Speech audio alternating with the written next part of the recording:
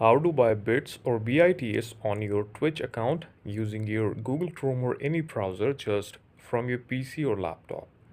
For this, simply open your Chrome browser or the Google search bar on your PC right now and search for the Twitch official website. Then you will see Twitch, click on it.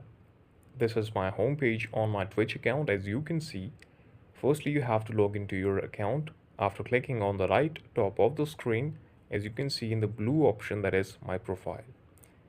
Here there is an option to purchase BITS, that is bits.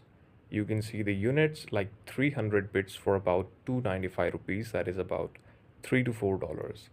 This is how you can simply click on any amount you want. As you can see, there is a lot of offers, there is a lot of discount on it, 9%, 8%, and up to 11% discount is available here.